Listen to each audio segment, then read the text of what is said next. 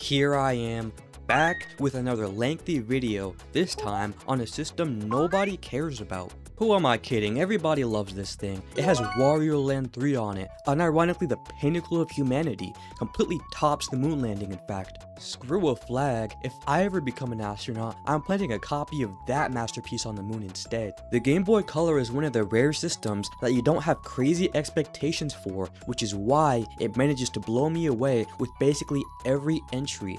Every time I play a Game Boy Color game, I leave impressed. And you'd think with almost a decade of this, I'd set my expectations higher, but nah. I'm still blown away by the stuff I see almost every time. The Game Boy Color was weird for me because it simultaneously had more and less RPGs than I would have expected it to have. Viewer, name at least 5 Game Boy Color RPGs off the top of your head right now. If you could name them, oh wow, I don't know what to say. You're better than me at this, might as well take my job at this point. Here's my channel password. During my research, I was shocked by how many of these I hadn't heard of, while also thinking to myself, that's it?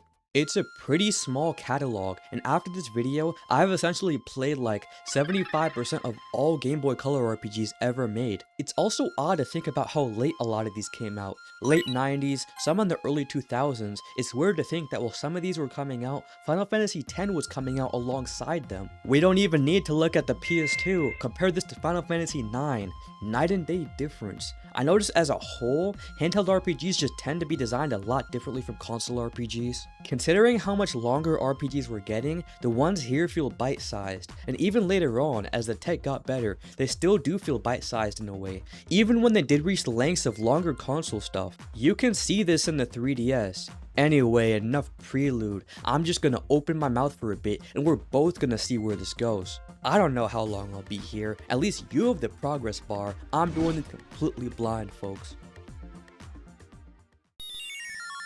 Star Ocean Blue Sphere. So you know how I said handheld RPGs are designed differently from console RPGs? Well, this is a handheld RPG that treats itself like a console RPG. And oh my gosh, I'm completely floored, just utterly impressed. I have so many thoughts about this game that while writing, my brain was just confuzzled with what I should even talk about first. Oh yeah, how about the fact that this game has literal lost media around it? Getting the heavy hitter out of the way first. I talked about it in my very first ever cozy and obscure RPGs video, so I guess it all comes full circle now. This game had a 2009 phone remake. It had the story and locations of the old game, but a reworked battle system, and obviously new visuals. And from what I know, despite it being a mobile remake, it didn't really have any predatory microtransactions or anything. I mean, it was 2009, so it didn't exist to the same extent it would even a few years later. Despite this thing being up for 9 years, there was not a single effort to archive or even record the game's existence. I'm being so serious, not even like screen recordings or anything past the first 20 minutes. Do you know how insane that is? It was readily available on the App Store for 9 years, and not a single person in the entire world thought to document its existence. It's really depressing and sad actually. It makes me nostalgic in a weird way because I played a lot of these mobile games back in the day. I do miss that era of mobile gaming a lot, and this just captures those vibes perfectly from the little I've seen anyway.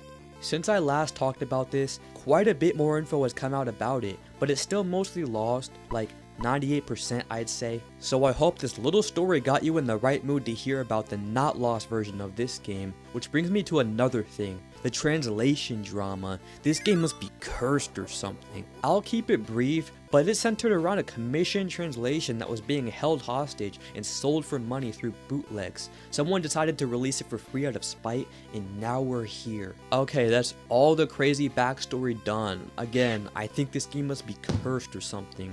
Now on to the game itself. Gosh, this thing is gorgeous, and I want to say it pushed the Game Boy Color to its limits, but it doesn't feel that way. This thing runs silky smooth, like it feels like a modern game in terms of its fluidity. Game Boy Color menus tend to have some delay, and it can be a little annoying to navigate after a long period of time, but everything here is super responsive, and it leaves me wondering why other Game Boy Color RPGs don't feel this good. It's completely shattered my expectations for how a Game Boy Color game in general should feel, and spoiler alert, nothing else comes close aesthetics wise or control wise. Which the aesthetic, holy crap, this game is absolutely gorgeous and monumentally impressive for the system. There is so much flavor here, tons of small details that are great on their own, and when put together in this one experience, end up creating an insanely full world. It feels so alive. The overworld animations of the enemies are smooth as butter and really add to the environments, which let me talk about the environments themselves. Breathtaking. From the very beginning of the game, it's very clear they're making a statement about the lengths they can go on the system. The opening cutscene is iconic in my mind, and it just keeps going with more impressive aesthetics. The first area will definitely set the mood for the rest of the game in terms of how it's going to look and be laid out. Plus, the first time I opened the menu and heard the music, oh my gosh, I felt like I was ascending to another plane. Also, I really like the animation that shows your characters falling off a cliff. It's really funny actually. And again, is shockingly smooth feeling. It's weird to describe. When you first get into the combat, it ends up being another great surprise. It's a live combat system on the Game Boy Color that doesn't feel sluggish or archaic. I will admit it's not as great feeling as everything outside of battles, but it's more than serviceable and better than anything else on the system. Controls better than a lot of SNES and PS1 live combat RPGs in fact. You choose from up to 8 party members, each with different skills and movesets, and they'll fight alongside you in battle. You yourself control one of your party members and can do a variety of attacks. For my main, he is a ranged fire attack, regular sword attack, and a special damage attack. I really think I picked the best character, melee with ranged moves if you can't get too close, and a healer in the back with strong special attacks as well, and a mage that will decimate anything in its path. Leveling in this is really intuitive and not at all traditional. In fact, it's completely unique from most of what I've seen apart from other Star Ocean games. Instead of an XP bar or levels, you get skill points that you can allocate towards kits that will improve a specific combination of stats. Each character has a specific set of kits, and you will begin to unlock new ones the more points you allocate. It really allows you to completely change how your character plays, which I wholeheartedly love. If I really wanted to, I could make my character have hard-hitting magic damage, despite their baseline form being melee. And I could make my healer a magic tank, and my mage an extremely dangerous glass cannon.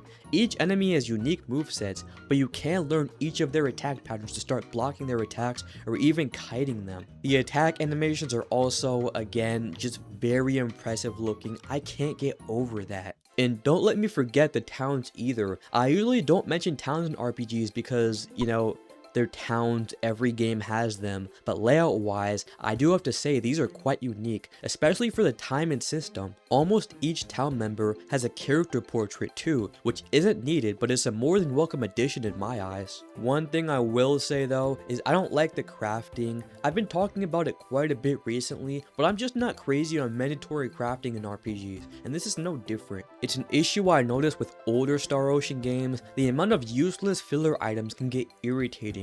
It's especially irritating in the first game since inventory management is already a huge pain in the ass. And here it's no different. Inventory management isn't as bad, but gosh, I just don't like how you're forced to do this. Plus, the only way to get this game's currency is to sell items, especially through crafting. There are crafting minigames, which I guess is kinda cool, but I'd rather it be an optional thing. It's a lot more satisfying going through the process when you know it's completely optional and you're just inconveniencing yourself for the sake of it. Also, each item has its own illustration.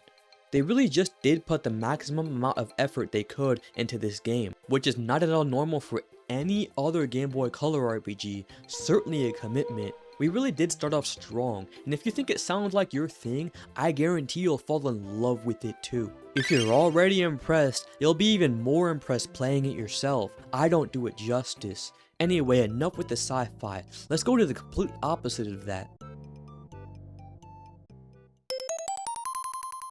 Lufia, The Legend Returns. I just talked about this game in another video, but I am more so focused on my memories and experiences with it rather than how it actually is as a video game. And I played this one using my 3DS capture card, so excuse the more blurry looking footage. I just wanted to bring myself back to the good old days. This used to be on the Virtual Console, and even before I was an RPG enjoyer, it piqued my interest. The fact that I bought it back then says something, because I was extremely picky about what 3DS games I bought. I had a really bad habit of buying games and only getting past the first few areas before abandoning it forever. I can see why I might do this nowadays because I'm a busy man, but back then I had all the time in the world, especially during peak pandemic, I really don't understand my mindset because I enjoyed the game too. On another note, I find it interesting how I've basically played every Lufia game by now, except for the allegedly terrible Game Boy Advance one and the also allegedly terrible DS remake of the first game. It's very rare that I fully explore every entry in a series, even some of my favorite stuff I haven't played even half of the games. Breath of Fire is one of my favorite RPG franchises of all time, and I still haven't played anything past the second game. I think it comes down to the idea of wanting to savor something and make your enjoyment of it last as long as possible. I swear this isn't me justifying my procrastination. I originally purchased the 10th volume of Berserk after finishing the 9th volume 3 years ago. That's another series I want to consume over the span of years or even decades because I want to savor it, and I could definitely say Lufia is one of those series. It comes full circle really.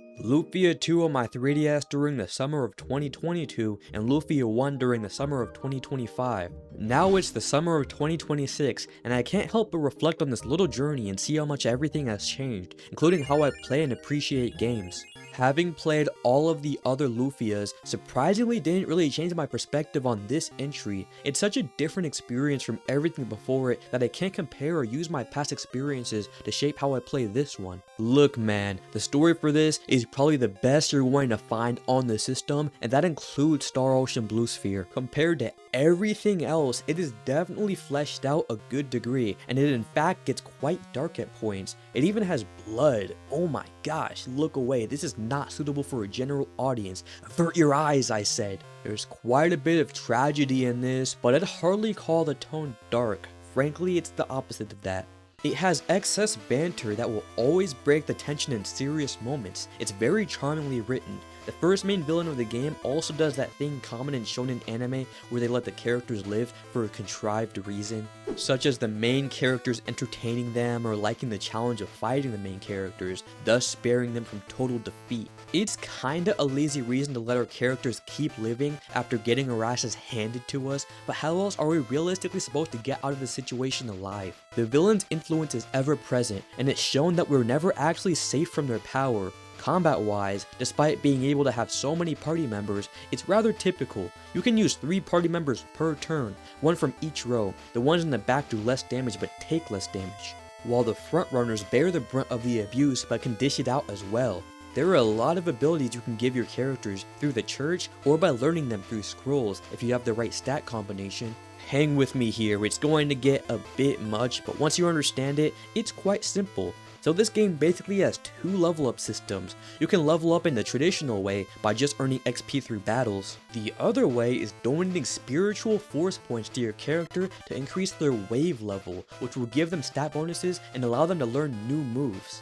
Wave level is actually super important. I kinda neglected it before the first major boss, and that was a mistake because I got my ass handed to me. I realized it was a bad idea to neglect this, and once I allocated my spiritual force, I kicked his fucking ass, left him floored. So yeah, these are extremely important. Rearranging the position of your party members can also help you optimize their stats, and dude, it sounds so confusing. The game explains this in the best way they can, but a part of me feels like it's not enough. I certainly did not get this the last few times I played years ago. The dungeons are probably the second most noticeable trait this game has. They're all randomly generated labyrinths filled to the brim with treasure. That's another thing. This is one of those RPGs where items are everywhere. I love it. I'm addicted to inspecting random things to find if something is here. It rewards exploration so much, which incentivizes me to search every nook and cranny, both in and out of dungeons.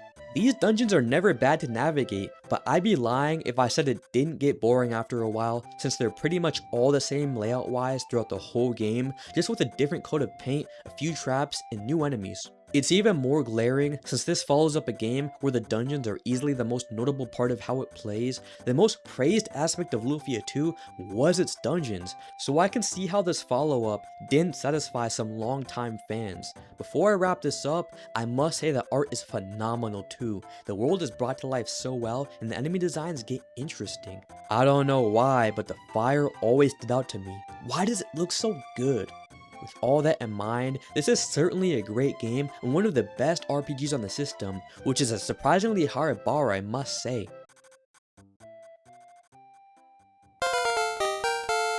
Dragon Warrior 3. This isn't obscure, but I would certainly label it overlooked. The Game Boy Color is an already overlooked system, so I guess anything on it would also be that by proxy. It's a Game Boy Color remake of the original NES game, and not too much was changed from what I've seen. The early Dragon Quest games are something I am not at all familiar with, which is crazy to think about because I'm obsessed with retro RPGs, if you didn't tell by my channel.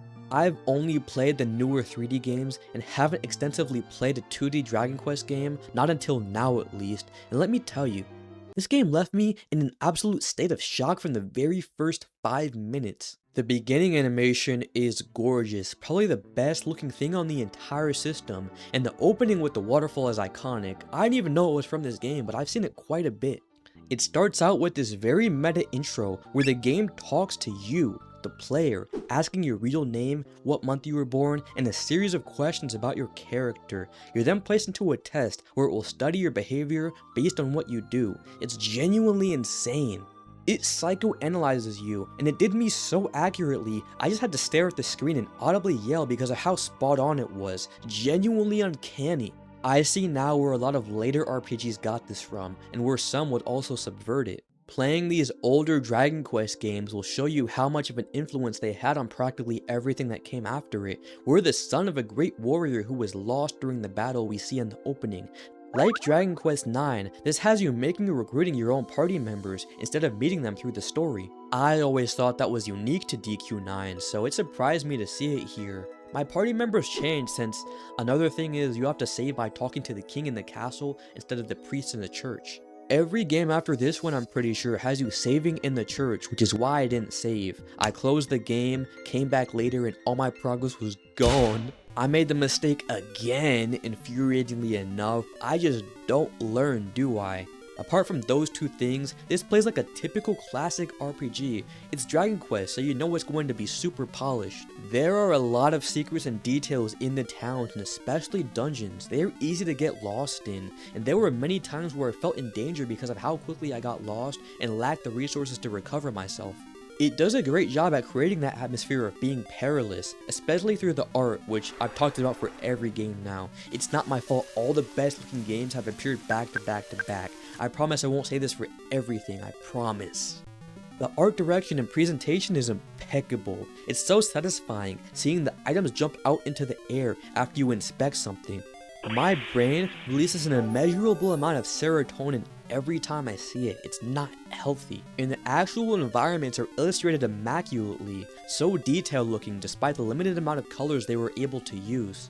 I can appreciate it so much as a pixel artist. Do you know how hard it is to only use 4 colors for everything? These stone walls are eye candy to me. They look so good. The progression, while still relatively linear, is more open than I expected. I mean, it is a remake of an NES game. A misconception a lot of people have about older RPGs, one even I had, is that they're linear. But the more I played these older NES RPGs, the more I realized openness has always kind of been an aspect of them from the start. In my older videos, I would always emphasize how open a game felt in terms of progression, which is something I don't do anymore unless it's really noticeable. Now, I'm emphasizing when an RPG feels linear because it's actually more rare than finding an open-ended one. After the first area, this thing completely opens up. There's still a story path to follow, but you just gotta find it yourself. You're expected to go in any direction and figure it out, stop by random places along the way and see what's up. That seems to be the design philosophy of the OG Dragon Quest devs. Middlemax on the NES, a game made by a DQ dev, is that on steroids. It feels oddly modern, very ahead of its time, which is why the Dragon Quest games could get away with staying true to their original formula for decades. Final Fantasy becomes completely unrecognizable basically every decade, while Dragon Quest can remain true to itself because it works so well. Some people may see this as a negative, as if there's a lack of creativity and innovation in the newer entries, but I see it as a testament to how strong the foundation of this series is. Plus, Dragon Quest still innovates plenty. What are you talking about, imaginary straw man? I really love Dragon Quest, but this is also why it's not one of my favorite things to discuss. I've talked about it before on this channel, and it can feel like I'm repeating myself a bit, even when I'm talking about a completely different game. So let's move on to something wildly unique. I mean it, you're not going to be ready for this innovation. We're going back to the future. I say back because Star Ocean takes place in the future, and the next game also takes place in the future. I don't think I need to explain. Let's just go already.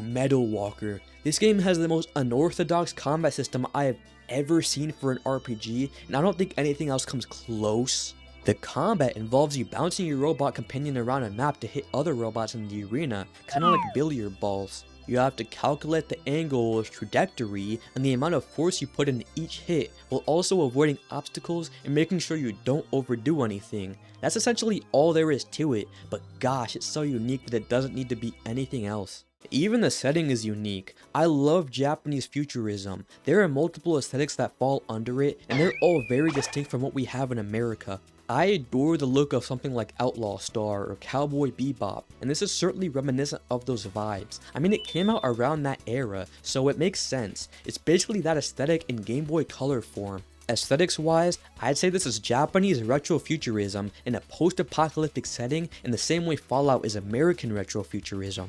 Tonally, it doesn't compare to Fallout. Fallout isn't all doom and gloom, but it can get pretty dark at some points. I wouldn't say that's the case here. There are abandoned cities and some struggle, but a lot of people seem to be doing pretty decent for themselves. A lot of them are pretty chipper for what seems to be a post-apocalyptic world. I guess the fact it's on the Game Boy Color doesn't help. It's hard to fully grasp the extent of the destruction and desecration around us. I designate this as a vibe game. Everything is based purely on vibes, and you the player create those vibes yourself, more so than most of the RPGs on the system. You control what items appear in the arena by adding them to your inventory, but have no control over where they appear or when. And you can't open a menu during battles or anything, so if you need to heal, you just aim for a healing capsule and increase your HP that way. If you lack items, these skulls will also appear in the arena that do exceedingly obnoxious things to your character, genuinely infuriating, no joke. It's a part of the game I actually despise, and I think is bad game design personally.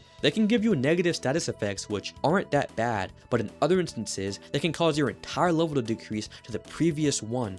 And to get it back, you just have to earn enough XP again. Absolute garbage, and the worst thing is that it can also insta-kill you. It's way too easy to hit these, either on accident or another enemy knocking you into one, and at that point it doesn't even feel like your fault and is total BS in my opinion. Another criticism I don't personally have, but have seen other people express, is that the battles can get repetitive, especially after hours of playing. I know repetitive battle systems are par for the course when it comes to RPGs, but with how involved this is, that repetition can feel quite glaring. I personally never got too bored with it, but I can see how someone else could, and it would only ever feel repetitive after, again, I died to the BS skull item. Gosh, I hate that thing. I should add that I love the robot designs. You can see a close-up of them in battles sometimes, and they're all so well designed and creative. And that's all she wrote. It's a simple game really, built for a simple experience. I wouldn't call it long, around 15-ish hours, so if you want to take a break from complicated long-ass 100+ hour RPGs, I suggest you dabble in this. It's not even hard at all, despite the BS skull items which can be avoided by filling your inventory to the brim with stuff. It is a chill, relaxing experience you can turn your brain off to, and the RPG elements make progression rather satisfying. Plus your robots can evolve. That is cool as hell.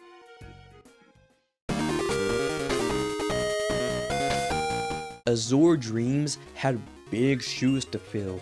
I was burnt out as hell when I started playing this one. Probably the most burnt out I've been making any of these videos. It was intense. I was recovering from a bad injury that left me in bed all week.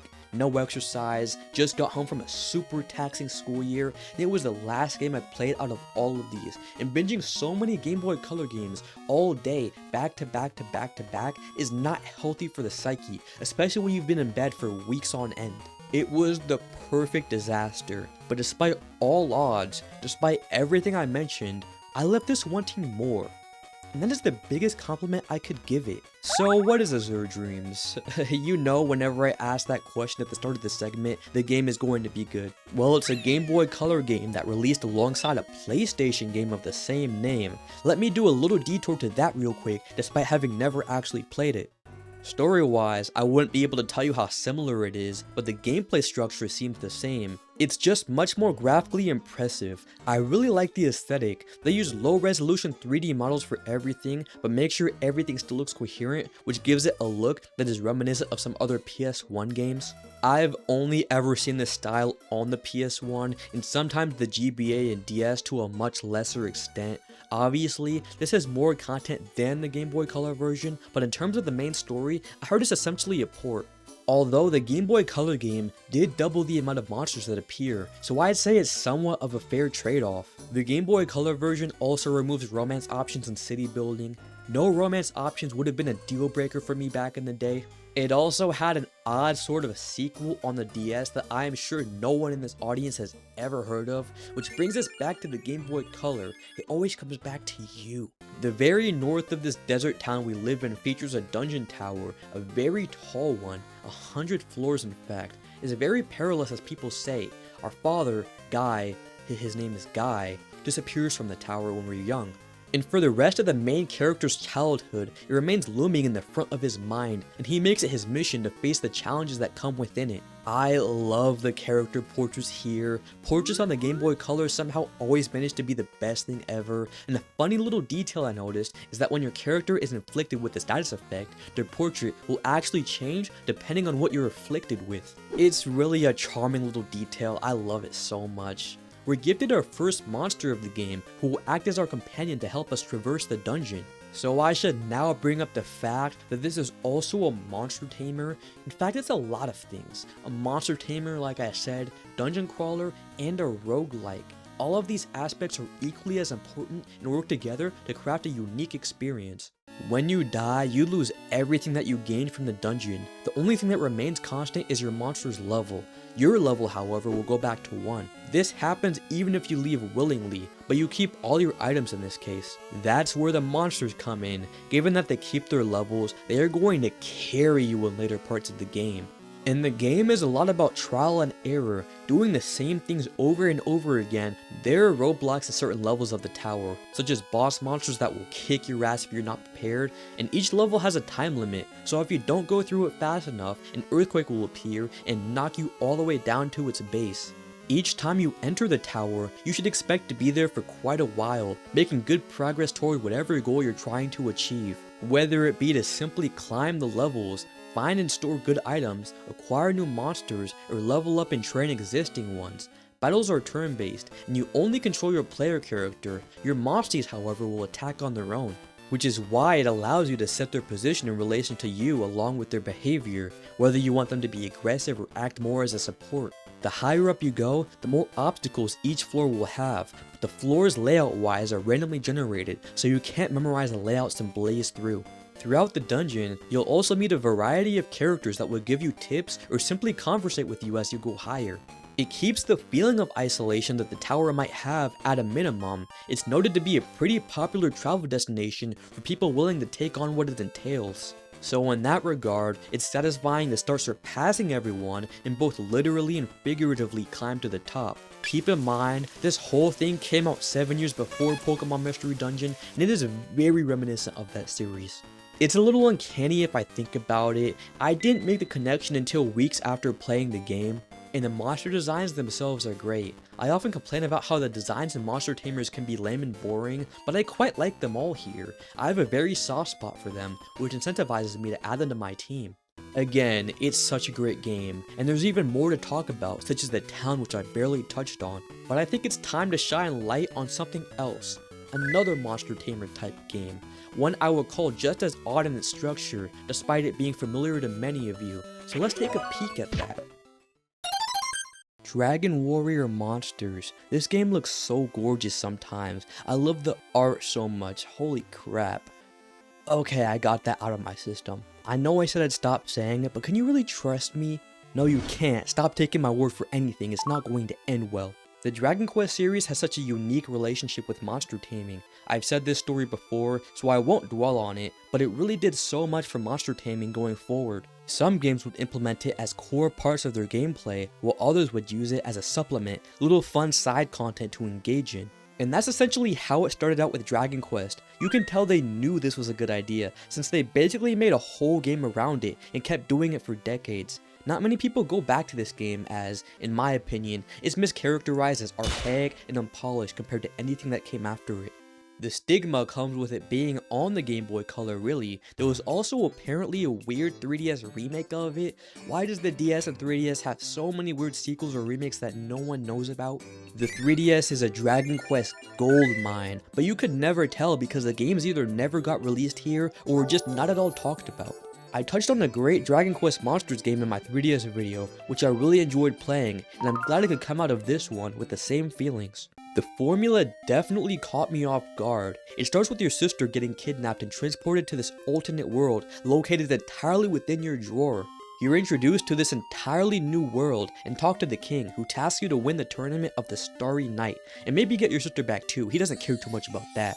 And I was expecting something akin to your average Monster Tamer or Dragon Quest game, where you go from location to location, getting closer to the final area. But instead, this kingdom acts as a hub world, and you frequently go back to it after each dungeon, and these dungeons can all be located through these warp points within the castle, and after completing each one, you report back to the king. That's essentially the formula. I characterize it as a dungeon crawler monster tamer, and the monster taming is so emphasized here. It is super easy to get monsters to join you. You can entice them with food, but oftentimes they'll join you of their own volition, and you can bring them in. The bosses too, they're basically guaranteed to join your party after you fight them. The dungeons are randomly generated, and the look of them repeat a lot. It's not a knock against it though, but I think it'd be super cool if all the dungeons were handcrafted and each looked distinct from each other. Even then, the whole dungeon crawling aspect is quite fun and very replayable, just due to the nature of it.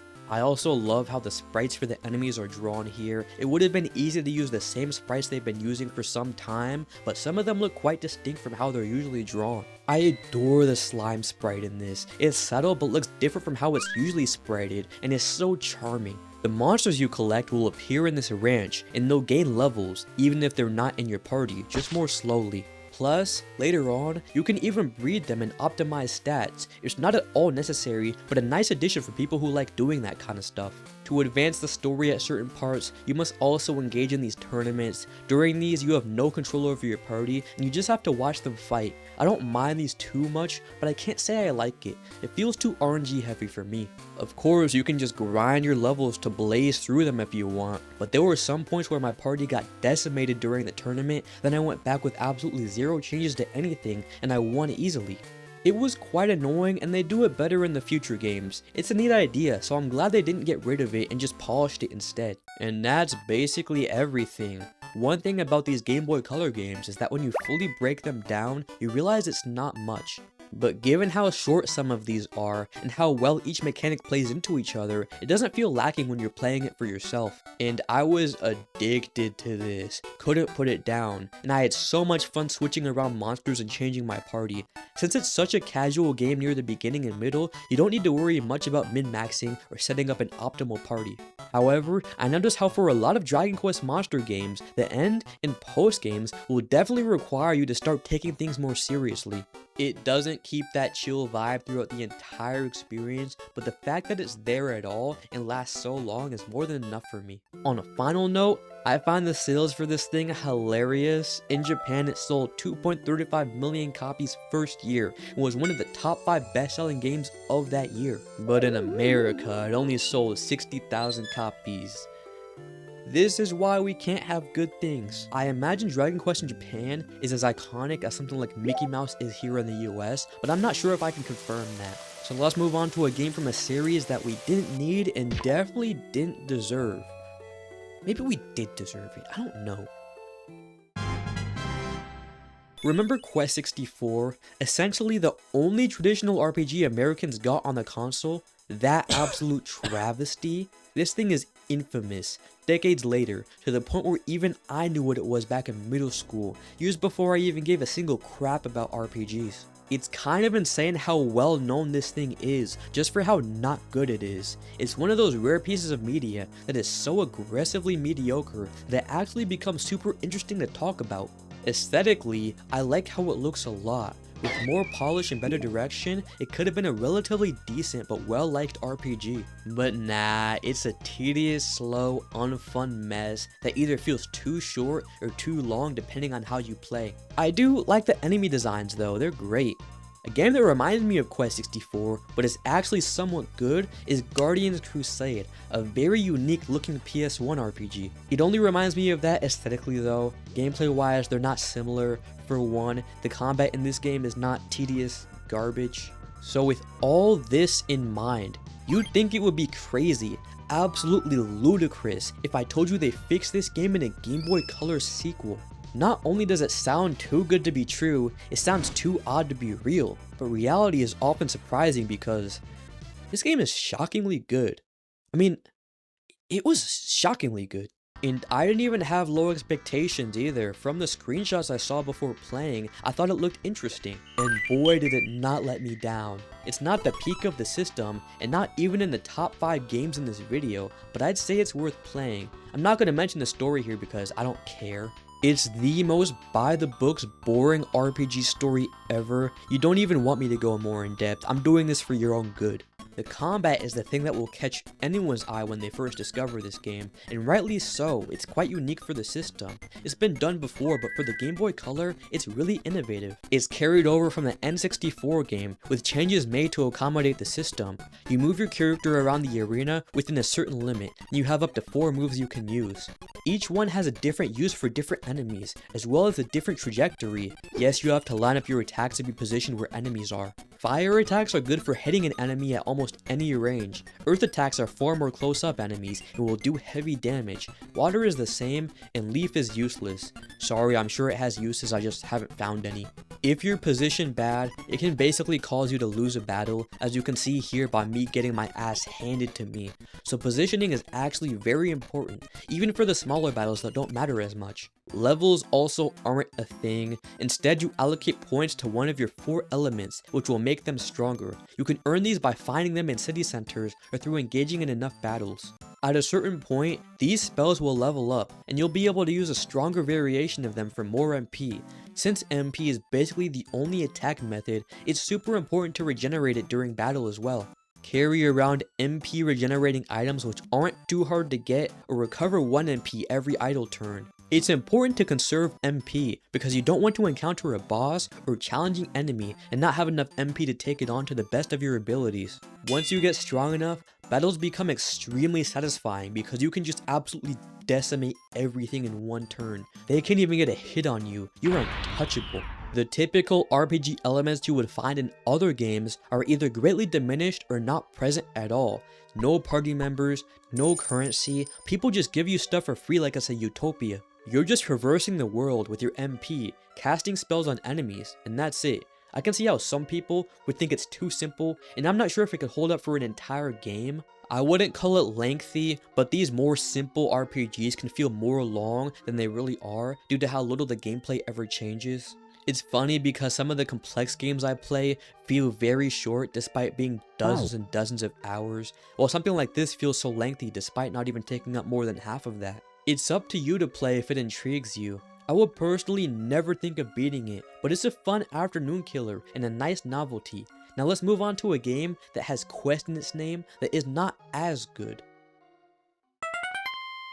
First of all, the art for Quest for Camelot just cracks me up so hard. Genuinely, what is this? It's hilarious. Why does he look like that? Who drew this? This is a pretty bad game based on a pretty bad movie. It's one of those weird Disney ripoff movies that came out around the end of the Disney Renaissance era. And I'm not even being a hater for no reason. I didn't like this thing even as a kid, and they always had a soft spot for those really cheesy, somewhat poorly written 90s and 2000s animated musicals. I actually like The Pebble and the Penguin. That's nostalgia talking, but gosh, I can't help but like it. And the songs are good.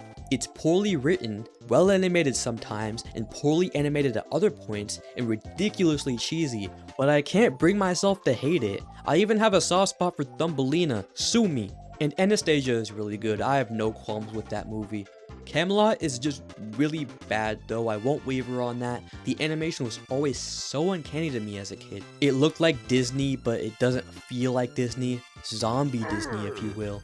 I definitely feel that when talking about this game visually as well, it's not a very good looking Game Boy Color game. For most of it, it looks perfectly serviceable, but for certain things, it just doesn't mesh at all. And this dog, why? It looks so freaking ugly, I'm sorry. The gameplay is Fetch Quest Central. The first area has you avoiding enemies with no weapon and trying to collect chickens for this farmer to finally get a sword. And once you get the sword, you have to defeat all the enemies in the area. And this sums up how every other area will be structured. Either you killing a certain amount of enemies, scouring for an item, or both. Exploration is so damn unsatisfying. It's the opposite of Zelda. No incentive to go out of your way to do stuff. Just doing the bare minimum because the game doesn't reward anything beyond that. And I will say, I think it's hard to make a bad Game Boy Color game. And while I would call this a bad game, it's not egregiously terrible, just not a fun experience. It's not broken or unpolished, it's just not at all fun. Again, it's just bad. Not even leveling is a little satisfying. I didn't dislike the game that much while playing, but hindsight has made me sour on it. And that's saying something, because I tend to like games more in hindsight. So viewer, don't play this. Spoiler alert, it's the only game in the entire video where I'm going to say this. So let's move on to the very last game and pray it's not a stinker. Harry Potter and the Chamber of Secrets on the Game Boy Color is quite well known for a lot of reasons. People often point out its fluid animation, and I have to agree, some of this looks insane. I mean seriously, why does it look so good? Plus, it's a genuinely well-developed, engaging RPG in a franchise many people adore. As stated in my Game Boy Advance RPGs video, I don't care too much for Harry Potter, could never get into it as a kid. I had nothing against it, it just wasn't my thing and still isn't my thing as an adult. The Game Boy Advance game, Prisoner of Azkaban, disappointed me a lot though. The gameplay I saw looked really good and it had a unique aesthetic, but it was boring, unengaging, and okay at best for me. So for this, I had low expectations despite hearing good things over the years. But nah, it's actually really good.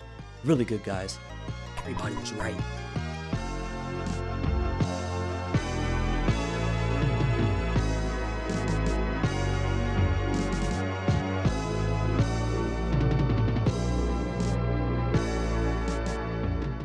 Just like Quest 64, the main method of battle is magic attacks, which cost MP, apart from a few that are either special card attacks or a lower level magic attack that isn't very good. Due to this, you're encouraged to think about how every battle should play out so you're not wasting precious MP. These card attacks are also so cool. You collect cards throughout the world, and with the correct combination of them, you can dish out special attacks. Like I said earlier, I love when games with fleshed out worlds reward you for going out of your way to do extra content. The enemies in this game are rather typical and can be boring at times, but you can't deny that fighting magic house equipment is funny as hell. Story-wise, it's not hard for someone like me, who never got past the second book by the way, to feel a bit lost while playing. I know this is based on the second book, but I cannot for the life of me remember anything that happens.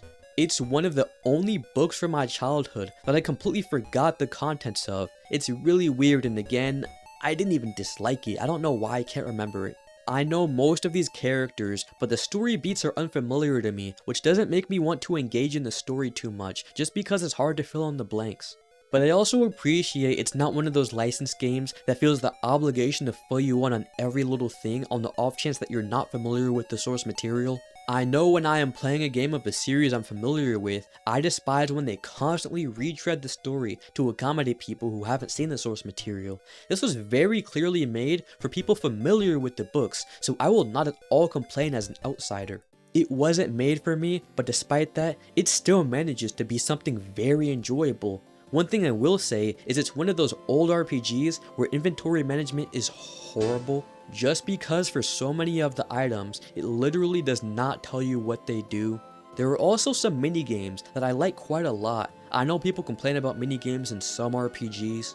People really voice their hatred for it in games like Final Fantasy VII, but even in that, I think it's overblown, literally never bothered me. Here, they sparsely appear, but they're fun to engage in, and that's about everything, to be honest. Again, these Game Boy games are quite simple, even if they're enjoyable to play. There's not much to dive into here. I didn't play every RPG on the system, but I definitely did experience most of its catalog, so how about before I end this video, we move on to some honorable mentions, as is tradition, folks. People call Robopon a Pokemon ripoff, and at first glance, I don't blame them. It's like Pokemon, but instead of little creatures, you battle with robots, and it's decently fun. I'm not super big on games that bite too much from Pokemon, especially the earlier Pokemon games, because at that point, I'd just rather play Pokemon. Although it certainly has a ton of personality and can get weird.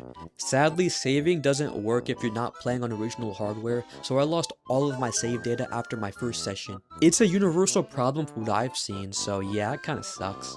Legend of the River King. This was a game I talked about in my very first Cozy and Obscure RPGs vid. That makes 2 games from that video now. Actually, no, that makes 3 because I talked about the Lufia Game Boy Color game in that video too. I completely forgot about that. Like I said before, it's exceptionally relaxing and a chill game to vibe to. Early game can be a little frustrating and absolutely glacial, especially since you don't know what you're doing, but after that, it becomes a satisfying experience to vibe to while you watch a show or listen to music.